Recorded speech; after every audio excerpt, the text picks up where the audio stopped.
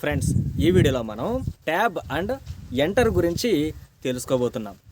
Tab అంటే ఏంటి? Tab అనేది మనం రాసినటువంటి మ్యాటర్ని రైట్ సైడ్కి మూవ్ చేయడానికి ఉపయోగపడుతుంది. మనం నోట్బుక్లో కొంచెం గ్యాప్ ఇచ్చి రాస్తూ ఉంటాం కదా, అట్లాగా ట్యాబ్ అనేది మనకి ఎంఎస్ వర్డ్లో గ్యాప్ ఇచ్చి రాయడానికి ఉపయోగపడుతుంది. ఓకే, ఇప్పుడు ఎంటర్ కీ గురించి తెలుసుకుందాం. మనం నోట్బుక్లో రాసేటప్పుడు కొత్తగా ఒక లైన్ రాయాలి అని అనుకుంటే మళ్ళీ మరొక లైన్ కొత్తగా మొదలు పెడతాం కదా, అట్లాగే మనకి ఎంఎస్ వర్డ్లో కొత్తగా ఒక లైన్లో రాయాలి అని అనుకుంటే అప్పుడు ఈ ఎంటర్కి మనకి ఉపయోగపడుతుంది. సో ఈ ట్యాబ్ అండ్ ఎంటర్ ఏ విధంగా మనం ఎంఎస్ వర్డ్లో యూజ్ చేస్తామో మీకు ఇప్పుడు చూపిస్తాను, రండి చూద్దాం. ఇక్కడ నేను CGS computer for government schools అని నేను టైప్ చేశాను కదా.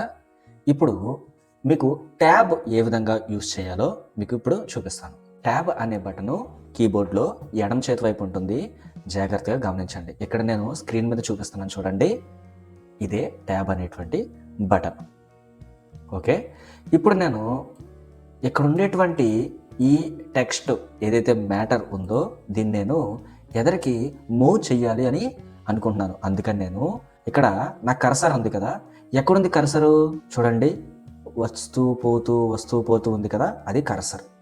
అక్కడ ఉంది, ఇక్కడ ఉంది నా కర్సర్. కానీ ఇప్పుడు నేను ఈ మొత్తం సిజిఎస్ని ఎదరికి తీసుకెళ్ళాలి అంటే ఇక్కడ పెట్టాలి cursor.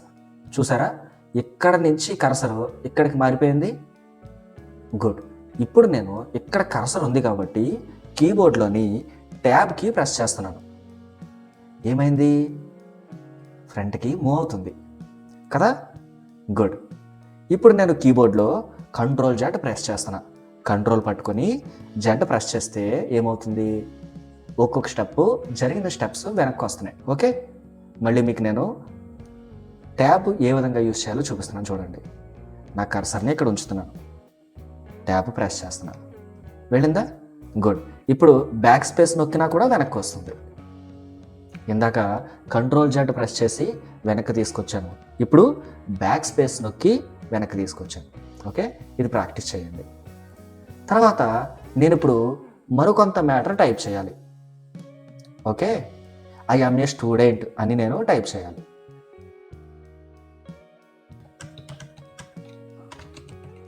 I am a student అని టైప్ చేశాను అనుకోండి, ఎక్కడొచ్చింది? ఇక్కడే వచ్చింది. ఎందుకు? కర్సర్ ఇక్కడ ఉంది కాబట్టి. కానీ నాకు ఈ మ్యాటరు ఇక్కడ వద్దు, కింద లైన్లో రావాలి, ఇక్కడ రావాలి.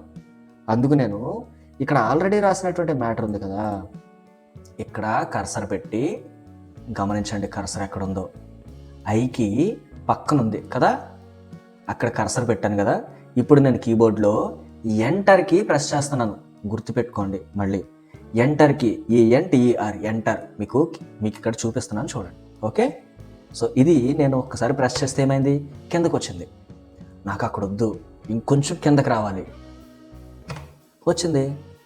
మళ్ళీ ఇంకొకసారి టైప్ చేసి చూడండి, మళ్ళీ ఇంకొకసారి ఎంటర్కి ప్రెస్ చేసి చూడండి, మళ్ళీ వచ్చింది, వస్తూనే ఉంది కదా. ఇక్కడ మనకి ఎంటర్కి ఏ విధంగా ఉపయోగపడిందంటే ఒక లైన్లో ఉన్నటువంటి మ్యాటర్ని మరొక లైన్లోకి కిందకి తెచ్చుకోవడానికి ఉపయోగపడుతుంది. ఓకే, ఇవన్నీ బేసిక్స్ మీరు ప్రాక్టీస్ చేయండి. మళ్ళీ ఇక్కడ నేను ఐ యామ్ ఏ స్టూడెంట్ అని ఉంది కదా, దీన్ని నేను పైకి తీసుకెళ్ళాలి. అందుకని ఈ ఏరియాని ఇలా సెలెక్ట్ చేశాను. మీరు గమనించండి, ఇట్లా సెలెక్ట్ చేశాను. సెలెక్ట్ చేసి కీబోర్డ్లోని బ్యాక్ స్పేస్ నొక్కాను అనుకోండి, ఏమవుతుంది? ఇదంతా డిలీట్ అవుతుంది. ఓకే, బ్యాక్ స్పేస్ కానీ కీబోర్డ్లో డిలీట్ కానీ ఈ రెండు కీస్లో ఏ కీని మీరు ప్రెస్ చేసినా కూడా ఇక్కడ సెలెక్ట్ అయినటువంటి ఏరియా ఏదైతే ఉందో ఈ ఏరియా డిలీట్ అవుతుంది. Yes, okay, good. సో మళ్ళీ వచ్చే లెసన్లో మళ్ళీ మనం కలుద్దాం.